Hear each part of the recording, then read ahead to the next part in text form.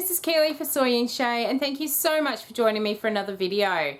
As you can see in my little basket here, I have been getting through my fragrance oils, and there were two in there that I really wanted to make the soaps, but I wanted a specific mold for each of these soaps. And here in Australia, we just don't have anyone that is specifically dedicated to making molds, so I've had to make them myself. My preferred mold making material is this one by a company called Barnes. They're an Australian company, and this is called PinkySil. It's a really easy silicone to work with. It's a 1-for-1 ratio, so none of this trying to work out percentages and things like that. Got a really nice long working time, but a very quick set time once it has started to set. I have done a video using the PinkySil before, and I had a lot of questions from everyone from overseas asking how they can get it. Now I've had another look around, and it looks like all the international sellers can no longer actually sell this in the various countries, but the good news is Barnes has actually got on their website that you can do international shipping. So check out their website. I will leave a link down below, and if you are actually interested in buying this PinkySil, what I highly recommend you do is join up to their newsletter list, and every so often they have a 20% off sale, and that is when I usually buy my PinkySil in. But for now, let's go and check out the molds that I'm going to be making for some upcoming soaps. Let's go. Alright, so let's jump into making this. These are what we're going to be making molds of, so this is going to give you a really good idea of what soaps I've got coming up. Maybe not so much that one, but you'll know as soon as I start making it. And we've obviously got a jelly bean soap coming up as well. So what I've got here are some little trays that I've made using some Froot, which is the stuff that you get like all the government election billboards on. You can get your house signs made on it as well. It's just a really lightweight material, but it's really good for making these molds. This one is dirty because I have used it so many times, but because it's just a silicone, that doesn't matter. And I've made this one up for my other little cereal pieces.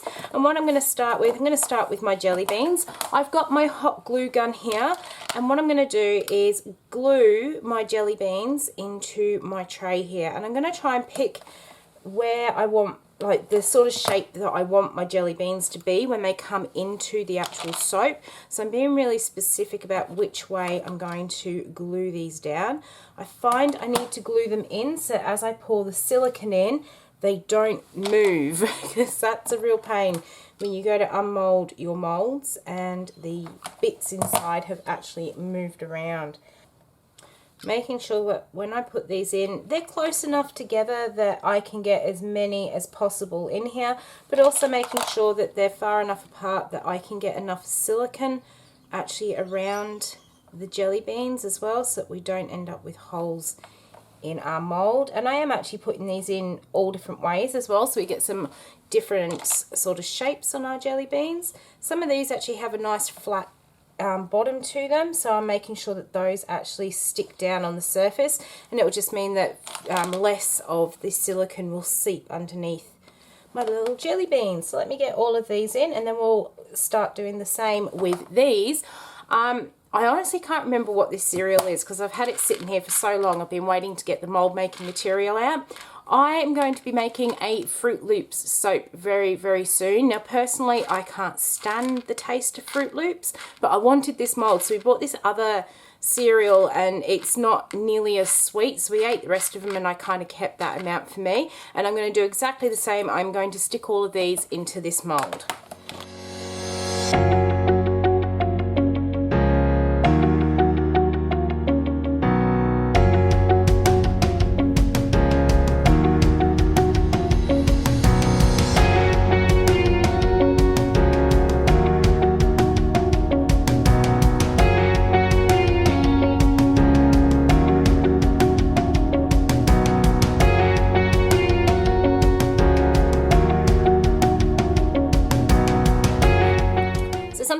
To share with you about using the glue guns. So many people say that they don't use them because they always burn their fingers on the glue.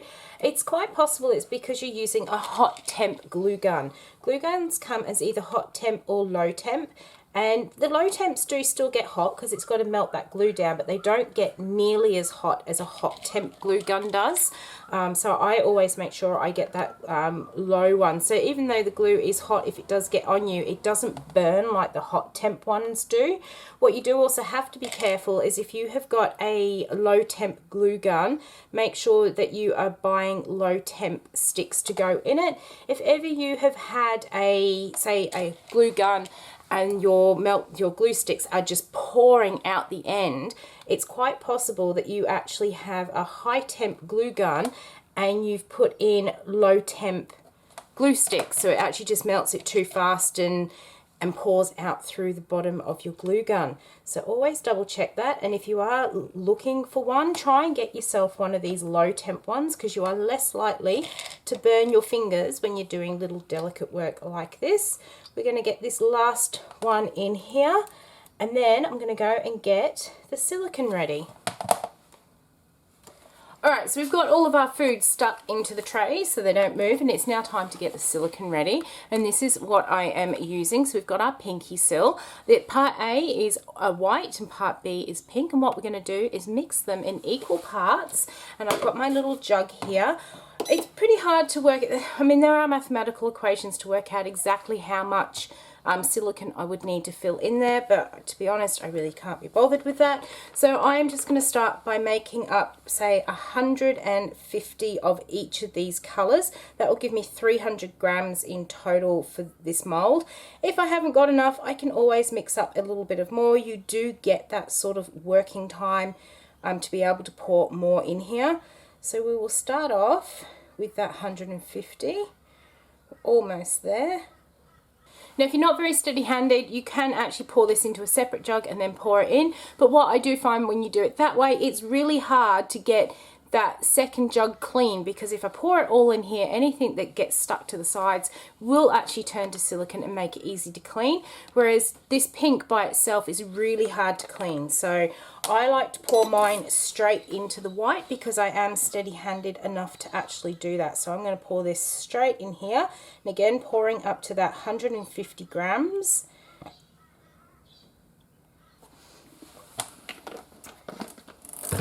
And now that these two have started to mix together, I need to start actually incorporating them or getting them properly stirred in so it doesn't set up. What I'm going to do is just gently stir this together. You want to be gentle so you don't create too many air bubbles in there, but you do need to make sure this is well incorporated as well, otherwise it won't set.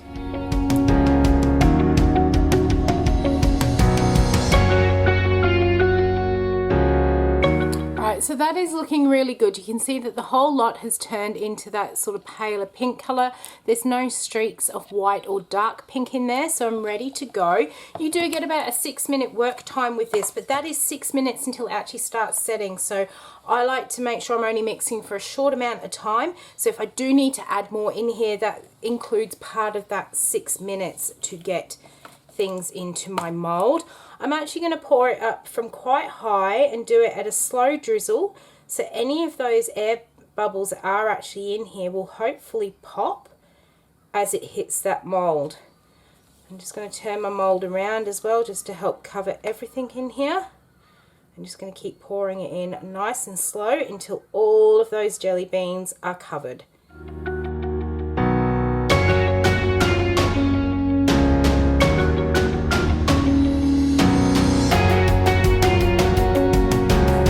As you can see, I definitely need some more in there because we can still see jelly beans. So let me grab this scale in, and what I'm going to do is very quickly do up another 100 grams of each of these, and that should hopefully give me enough to do in there as well.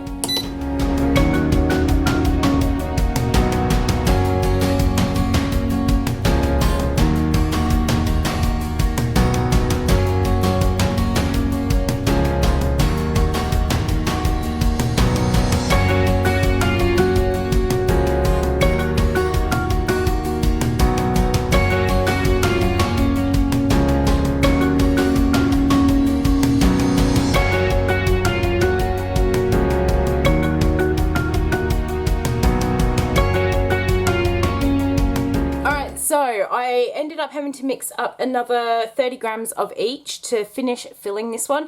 Don't ever think, oh, that will do when you're actually making your own silicone molds, because if it's not thick enough, you're just not going to be able to use the product in the end.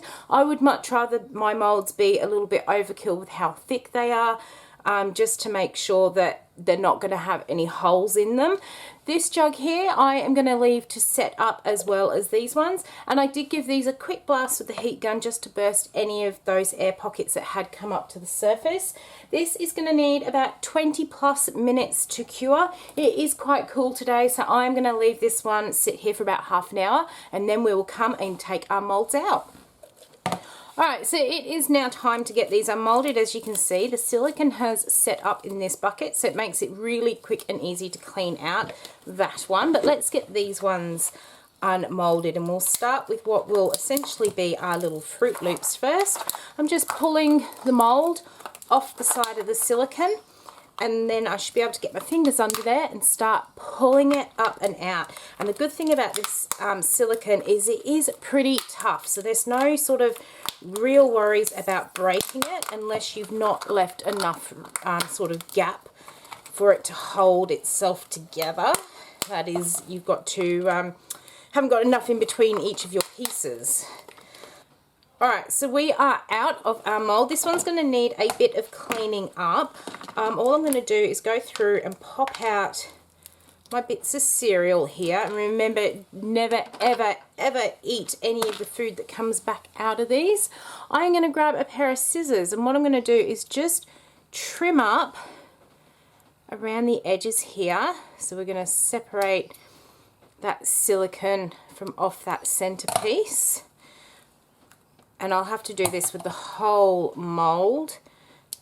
I'm just going to trim around there. I actually do have a finer pair of scissors to be able to do that, so that will be a job for tonight. But you can now see in there we've got the shape of what will be our Froot Loop, and then we've got the little bit in the middle for the hole. So I will have to work on getting that one cleaned out tonight. Oh, that one's popped out really nice by itself. Just going to trim all of that back. So that will be something I will work on that while sitting and watching the telly tonight, rather than boring you on the camera doing that one. Let's get the jelly beans out, because, oh, that one's going to be much easier to unmold. Let's pull them up.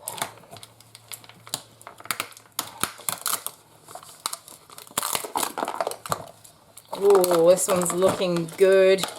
So now what I'll have to do is just pop all of these jelly beans out. All these ones are going in the bin. Noticed I use mainly green jelly beans in here. Kept going through my head. My mum hates green lollies, but I must admit the green lollies in this pack were not very nice, which is why I picked out all the green ones to do this with. Just give that a bit of a trim up there. Finish popping these ones out, and then once I've got these molds all cleaned up and tidied, we will make some make some embeds to go onto the soap. Alright, so I have these now completely emptied. I've tidied them up as much as I possibly can. Now, with this one that had the jelly beans in, I'm pretty much right to go with this one. I can start pouring in whatever coloured melt and pour I want in there. This one, because the sort of cereal is very crumbly and breaks apart, I don't want to pour in my melt and pour until I've cleaned this one out, so we don't end up with any cereal bits actually in the soap. So what I have here, this is some melt and pour that I keep specifically for doing this task, and I just melt it down and use it again each time. I'm going to use a pipette on this one because it is quite a small mold here, and I'm going to fill up all of these cavities with this melt and pour, and then when we pull it back out, it will pull out any of the sort of residual food that has been left behind.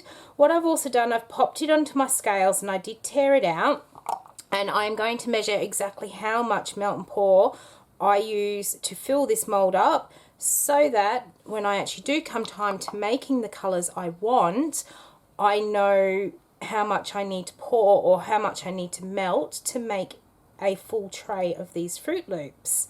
Now I am also going to do that same trick with the jelly beans, more so not because the mold needs cleaning, but because I want to know how much soap it actually holds.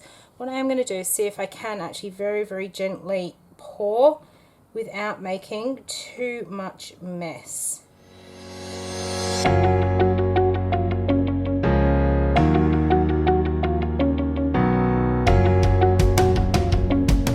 Alright, so I've got all these filled up now. My little Froot Loop one holds about 27 grams and my big one holds about 86 grams. So I've written that down, so I now know exactly how much melt and pour I need each time I want to do these. So I'm going to let these sit up, I'm going to pop these ones out, and then we're going to start actually pouring the embeds that I'm going to be using.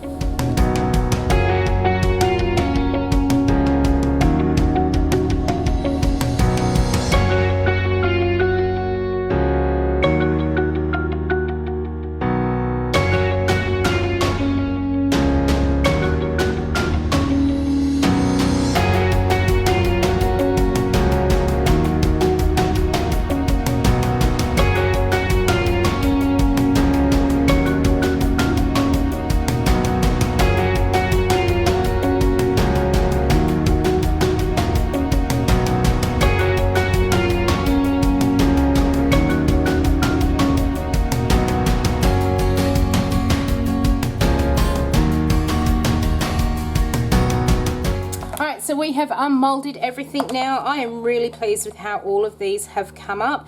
These little jelly beans, let me grab a couple here. If you didn't know that they were soap, you'd probably be game enough to try one. When I was making these, hubby came in and he saw my little potted jelly beans and he did ask if they were the edible kind. So I confirmed he could have one out of the pot, but he'll have to be careful around these ones. And then these, the Froot Loops, I'm really, really pleased with the detail that I have got in them. That PinkySil gives such great detail. It's picked up all the little air pockets from out of the wheat grains from each of the cereals I did put in here. Though I am also going to say that Froot Loops in soap look just as awful as they do in the actual cereal bucket. So really sorry if you are a fan of Froot Loops.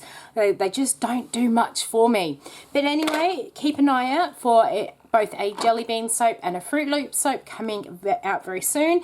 If you enjoyed watching how I made my mold and these soapy bits, then please leave me a thumbs up in any comments down below.